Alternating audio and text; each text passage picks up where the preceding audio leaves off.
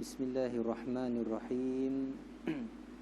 Assalamualaikum warahmatullahi wabarakatuh. Rabbi shrah li sadri wa yassir li amri wahlul 'uqdatam min lisani yafqahu qawli. Allahumma iftah alaina hikmataka wanshur alaina min khazaini rahmatika ya arhamar rahimin. Allahumma inna na'udzu bika minal baras wal jununi wal juzami wa min sayyi'il asqam. Allahumma irfa' 'anna al 'azab, Allahumma irfa' 'anna al bala, Allahumma irfa' 'anna al waba bi rahmatika ya arhamar rahimin. Amma ba'd, alhamdulillah, syukur pada Allah Subhanahu wa taala kerana diberikan kelapangan kepada kita pada tengah hari ini untuk sama-sama berada di rumah Allah ini seawal ini. Mudah-mudahan diberikan ganjaran yang setimpal oleh Allah Subhanahu wa taala dengan segala keberkatan yang ada pada Sayyidil Ayyam. Sidang Jumaat yang dirahmati Allah sekalian, dalam suasana kita berada dalam keadaan berdepan dengan wabak yang masih belum selesai ini, mungkin elok pada tengah hari ini kita mengenang kembali asas-asas kehidupan kita atas muka bumi. Orang selalu duk sebut inna lillah wa inna ilaihi raji'un. Sesungguhnya kita ni untuk Allah, mari daripada Allah. Wa inna ilaihi raji'un, kita juga akan kembali kepada Allah. Dua aspek disebutkan di situ dalam kita meneruskan kehidupan di dunia ini, iaitu kita ni mari daripada Allah, kita kembali kepada Allah. The beginning dengan the end, di tengah disebut dalam ayat yang lain. Di tengah tu yang penting juga, yang Allah Subhanahu wa taala sebut inna khalaqnal insana min nutfatin amshaj nabtali faja'alnahu sami'an basira. Ayat ini Allah Subhanahu wa taala sebut kepada kita, sesungguhnya kami telah menjadikan manusia daripada nutfah yang bercampur, air mani yang bercampur laki dan perempuan. Maka dalam ayat ni Allah Ta'ala cerita tentang hikmah penciptaan kita. Apa hikmahnya? Adalah untuk kita ini, untuk Allah Ta'ala nabtali, uji akan manusia. Maka kerana itu lengkap kita mari daripada Allah, kita berada di muka bumi ini untuk diuji. Kemudian nanti kita balik. Tempoh tak lama, sekejap saja, beberapa minit saja. Cuma kita rasa lama. Itu dalam surah Sajdah. Ka'alfi sanatin mimma ta'udun. Bila dibagi memang sekejap je kita di dunia ni. Kita mari daripada Allah, kita duduk dalam dunia ni sekejap, diuji, kita balik. Alhamdulillah kita orang Islam jelas. Cuma mungkin kita perlu lebih kepada untuk kita menghayati bahawa dunia ini adalah darul ibtila ataupun darul bala, tempat untuk kita diuji kita. Kerana itu bila sebut uji, dia bukanlah suatu yang senang. Kalau senang, taklah nama ujian. Dia mesti ada unsur-unsur tekanan. Orang nak ambil periksa kan, anak-anak kita nak ambil periksa, kita sendiri pun kalau nak ambil periksa, ada tekanan sikit, ada ketakutan sikit. Wala nabluwannakum bi syai'in minal khauf wal ju' wa naqsim minal amwali wal anfusi wath thamarat. Kami uji.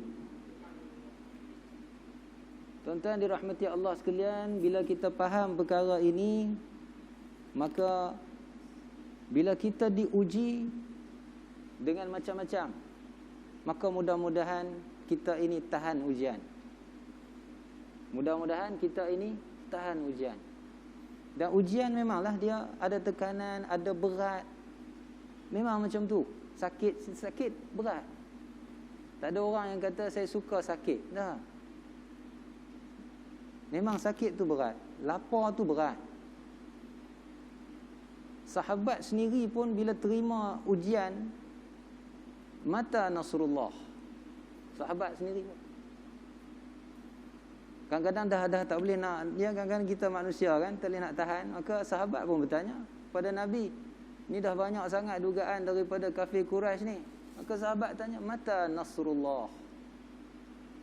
Bila bantuan Allah nak mari? Allah jawab, ala inna nasrallahi qarib. Tak apa. Bantuan Allah makin dekat. Tapi bila kita berdepan dengan dugaan ini, itulah janganlah sampai kita ni rebak. Kata setengah orang kan, jangan sampai rebak terus. Macam kita tengok statistik, orang yang bunuh diri ramai. Sedih akan ada. Sedih akan ada. Kerana sedih sebahagian daripada kita. Rasa tertekan akan ada. Kerana ia sebahagian daripada perasaan kita. Cuma jangan kita melampaui daripada hadnya. Melampaui had macam mana? Contohnya apabila kita sampai membunuh diri, sehingga kita melakukan perkara-perkara yang luar daripada yang dibenarkan oleh Allah Ta'ala. Ada orang tak boleh terima dugaan, maka dia tak semayang. Ada. Saya buat program dengan anak-anak pelajar di universiti, bawa pergi rumah orang tua, rumah orang warga emas dekat Ulu Kintar. Kami semayang maghrib, ada seorang hamba Allah duduk luar berumur dah. Pakcik tak semayang ke? Tak sihat ke? Sihat. Sebab apa tak semayang? Pakcik dah rasa tak ada apa dah. Pakcik dah tak ada apa. Sebab apa pakcik? Anak pakcik sekian orang, 7 orang. Seorang pun tak jaga pakcik. Dia buang pakcik di sini. Ujian tu, ujian. Ujian. Kena tahan lah. Dan Allah Subhanahu Wa Ta'ala bila dibagi ujian, Tuhan sebut kat kita, la yukallifullahu nafsan illa wus'aha. Tuan ni kita duk baca dalam tahlil, tapi sekarang ni orang baca tahlil dah tak sampai kat situ dah. Habis ayat kursi dia pun la ilaha illallah. Padahal ayat itu amanah Rasul sampai la yukallifullah, nak ingat pada kita akan tujuan kita ini mari ke dunia. Tak ada Allah Ta'ala beban atas kamu, melainkan kamu boleh tahan. Siapa-siapa pun akan ada bebanan. Orang kaya, orang miskin, orang berumur, budak-budak, remaja, lelaki, perempuan, orang Islam, bukan orang Islam, orang hebat, orang tak hebat, semua. Yang baru beranak pun diuji dah. Kalau tidak, tak ada lah budak tu menangis. Tak ada dosa lagi, menangis dah. Linabluwakum ayyukum ahsanu amala. Memang kerana itu tujuan kita mari di dunia, untuk diuji. Dan Allah SWT bila dia uji kita, ujian tu memang kita boleh lulus. La yukallifullahu nafsan illa wus'aha. Ujian tu memang kita boleh lulus. Pakcik yang dibuang oleh anak tadi ni, memang dia boleh lulus ujian tu. Sepatutnya dia tak sampai. Dia sedih, ya sedih. Orang kena buang dengan anak sedih. Memang sedih. Saya belanja seorang makan. Belanja seorang makan. Di mana? Di Baling. Minta sedekah, saya kata jom makan. Sembang. Sama. Saya anak sekian-sekian. Mereka buang saya. Tu saya pun tak tahu nak pergi mana. Saya minta. Tapi kita kena yakin. Apa jua ujian hak mari, la yukallifullahu nafsan illa wus'aha. Kita boleh lawan. Kita boleh terima. Kerana Allah dia tak akan beban lebih. Kerana tu tengok dalam syariat kita pun. Kalau orang tak boleh semayang berdiri, semayang duduk. Tak boleh semayang duduk, Semayang baring. Fa illam tastati' fa mustalqiyan, baring. Kau dah baring tak boleh nak gerak apa sekalipun, kata ulama, semayanglah dengan hati kamu. Jangan semayang dengan hati dulu tuan-tuan. Itu tak betul lah kan. Sedar-sedar semayang dengan hati dah, badan sihat lagi. Itu paling tak boleh dengan hati. La yukallifullahu nafsan illa wus'aha. Dia tuan-tuan dirahmati Allah sekalian. Maka Allah Subhanahu Wa Taala dia memang hantar kita untuk diuji. Maka dalam keadaan kita ni tertekan, rata-rata tertekan lah. Setengah tertekan tak boleh keluar rumah. Setengah tertekan, macam-macam lah musim Covid ni kan. Maka kita yakin semua tekanan itu kita mampu tanggung. Kita mampu tanggung, boleh tanggung. Sebab tu Allah Ta'ala diberi ubat kepada kita. Allah Ta'ala kata ajaban li amril mu'min. Pelik tentang orang Islam, orang mukmin ini. Macam mana keadaan pun dia okey. Dia okey. Macam mana dia okey? Macam mana keadaan sekalipun. Kalau dia dapat nikmat, syakara, dia syukur. Kalau dia dapat dugaan yang berat, sabara, dia sabar. Maka dua keadaan tu manusia tu dia boleh melalui dunia ini. Mudah-mudahan.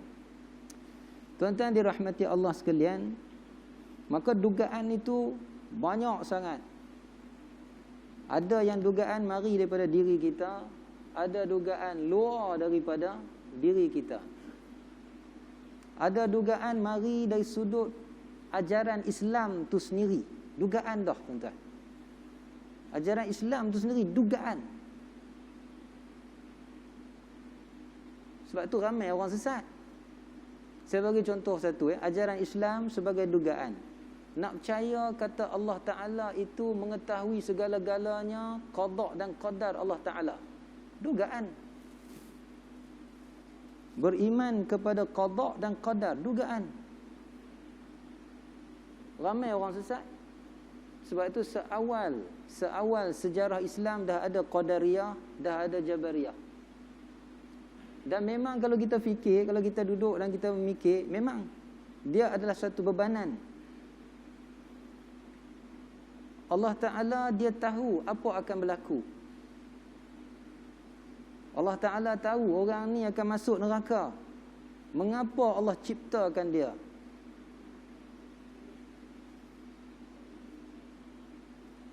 Kalau dalam perbahasan, dalam falsafah kita panggil the problem of evil.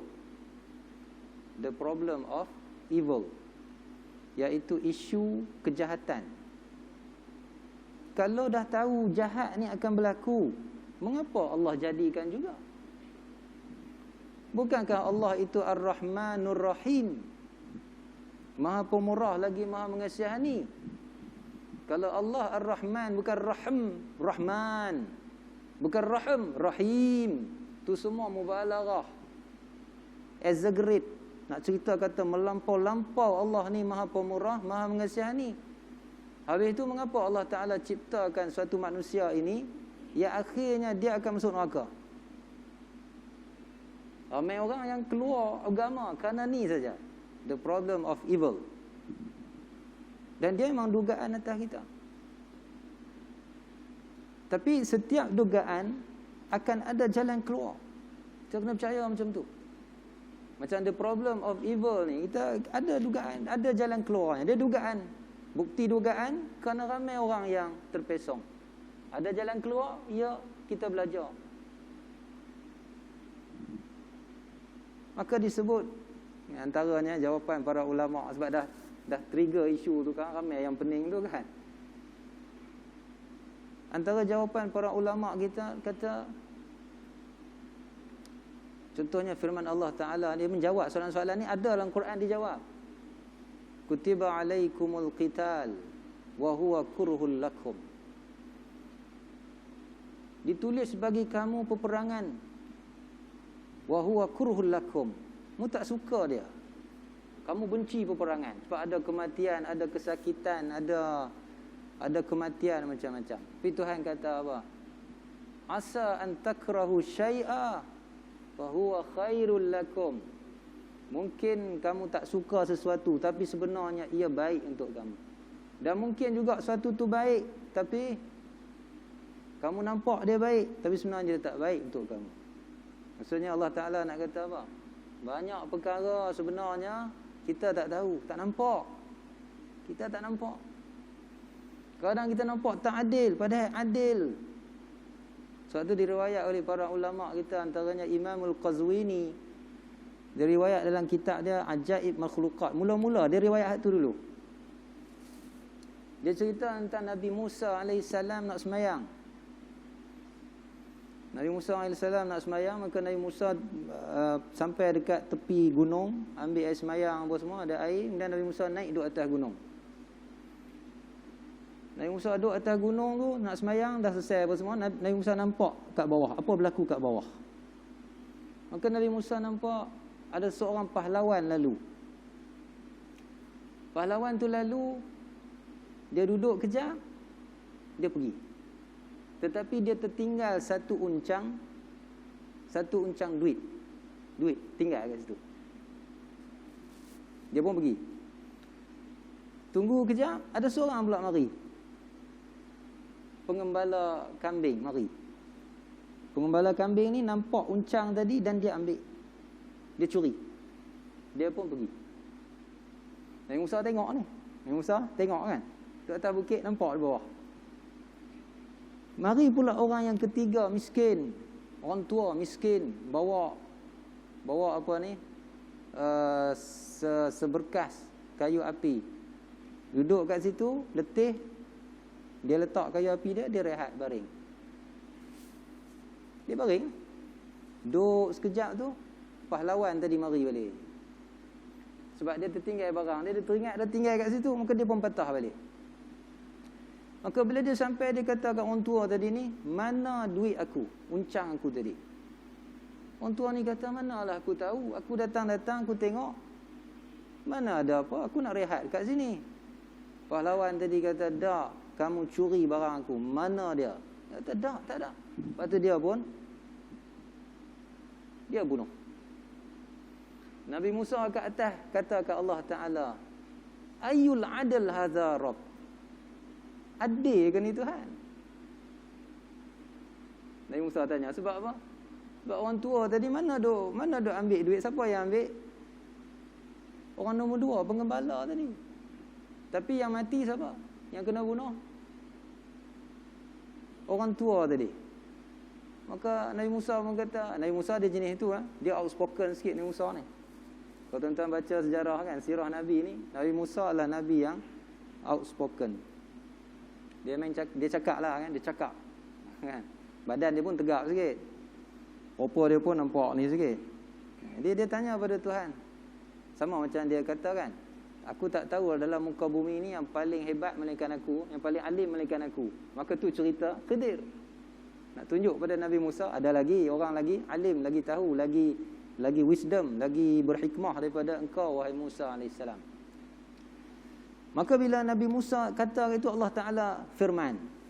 Allah Ta'ala kata, ya Musa, wahai Musa, orang tua yang dibunuh tadi, dia telah membunuh ayah kepada pahlawan tadi. Orang tua yang kena bunuh tadi, dia telah membunuh ayah kepada pahlawan tadi.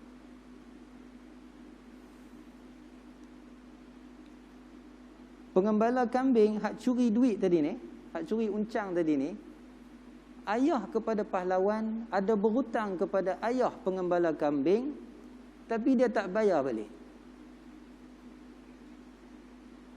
Tuan-tuan nampak tak? Kalau tuan-tuan faham, maka Nabi Musa pun faham lagu tu lah. Oh, tu rupanya, macam tu rupanya. Adil ke tak adil? Tuhan kata, inilah keadilan aku, tapi kamu tak nampak. Sebab tu bila kita hidup dalam dunia ni, tuan-tuan jangan salah faham pula. Jangan kita cari pula benda-benda hak tak molek ni. Jangan pergi curi pula. Kalau tuan-tuan pergi curi pula, kata dulu apa ni, tokek kedai berhutang dengan ayah aku. Jangan buat cerita tuan-tuan. Ini cerita supaya kita faham bahawasanya banyak perkara kita tak tahu, tak nampak. Tapi Allah tahu. Allamul ghuyub, dia tahu. Maka kita ini bersangka baik dengan Allah Subhanahu wa taala. Lepas tu macam orang tua pakcik tu kan yang kena buang dengan anak. Patutnya dia pegang macam tu. Mana dia tahu kalau anak dia bela dia, tak apa jadi pada dia. Tak mati awal. Kerana anak tak bela, dia masih hidup lagi. Banyak anak orang tua, ibu bapa dibela oleh anak tapi tak dijaga dengan betul. Mati juga. Maka kerana itu kita dengan Allah Subhanahu Wa Taala kita bersangka baik. Hadis Qudsi sebut kepada kita, ana inda zanni abdi bi. Aku adalah pada sangkaan hamba aku kepada aku. Aku adalah seperti mana sangkaan hamba aku kepada aku. Kalau kita sangka bahawa Allah itu adil kepada kita, ya, Allah adil pada kita. Kalau kita sangka bahawa Allah Ta'ala itu dia rahim, dia sayang pada kita, ya, memang betul Allah Ta'ala itu dia sayang kepada kita. Tuan-tuan dirahmati Allah sekalian. Maka kerana itu dalam kita berdepan dengan kehidupan dunia ni, ujian banyak. Dan kadang-kadang bila sampai kepada satu tahap ujian itu, kadang kita pun dah rasa berat sangat. Tapi kita kena yakin, kena yakin sangat bahawasanya kita ni mari daripada Allah dan kita akan pergi kepada Allah, dan sepanjang perjalanan ni Allah bersama kita. Kat situ mudah-mudahan kita akan selamat. Dan dugaan dia banyak. Ini saya bagi satu je contoh dugaan ni. Yang orang sesat daripada kurun kedua, ketiga hijrah sampai zaman sekarang. Banyak lagi. Dan sebahagiannya ujian mari dalam diri kita sendiri. Nafsu kita sendiri, itu ujian untuk kita. Itu semua ujian bagi kita. Syaitan, iblis daripada luar, ujian untuk kita. Ujian belaka tu. Tapi ingat, dengan ujian inilah kita boleh sampai kepada kedudukan yang sempurna di sisi Allah Ta'ala. No gain, no pain, no gain, kata orang putih. Dan memang macam tu pun sebenarnya. Kalau tak ada tekanan, hidup tak seronok.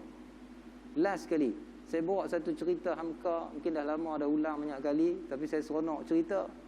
Kerana dia cerita realiti manusia. Manusia ni sebenarnya memang dia nak kepada tekanan tu. Hamka dia bagi contoh tentang manusia yang pergi memancing. Dia kata manusia mengapa pergi memancing sedangkan makanan ada atas meja, cuma cukup. Kat Maidin ada jual, kat kedai pasar ada ikan jual. Tapi mengapa manusia ni dia pergi sungai, dia pergi ke laut, mabuk laut, masuk dalam hutan, kena sadung duri, sakit. Mengapa dia pergi? Kalau payah-payah sangat, beli aja ikan hidup, ikan keli hidup ke ikan apa nak. Beli aja, boh dalam rumah, boh dalam bakul. Kemudian mancing je dalam rumah tu. Dapat ke tak dapat? Kalau agak tak sangkut juga, tuang je air tu, ambil ikan. Boleh je. Tapi tak. Manusia dia pergi jauh. Kenapa? Kerana memang manusia, nature dia macam tu. Dan daripada situlah akan marinya kasih. Yang itu perbahasan lebih panjang lagi. Mudah-mudahan yang itu tuan-tuan explore sendiri. Kerana itu sebahagian daripada tuan-tuan, sebahagian daripada saya, sebahagian daripada kita semua. Itulah kita. Yang Allah Ta'ala jadikan untuk kita diuji. Dan Allah Ta'ala memang jadikan kita suka diuji. Dan Allah Ta'ala sedia bagi kita ubat apabila kita diuji. Mudah-mudahan sikit sebanyak dapat kita manfaatkan yang baik daripada Allah Subhanahu Wa Ta'ala. Yang kurang minta maaf banyak-banyak. Aqulu qawli hadza astaghfirullahal azim li wa lakum. Wassalamualaikum warahmatullahi wabarakatuh. Bismillahirrahmanirrahim. Allahumma arhamna ya Allah fa innaka bina rahim. فلا تعذبنا يا الله فإنك بنا قادر. اللهم إنا نعوذ بك من البرص والجنون والجزام ومن سيء الأسقام. وصلى الله على سيدنا وحبيبنا مولانا محمد والحمد لله رب العالمين. تقبل الله منكم.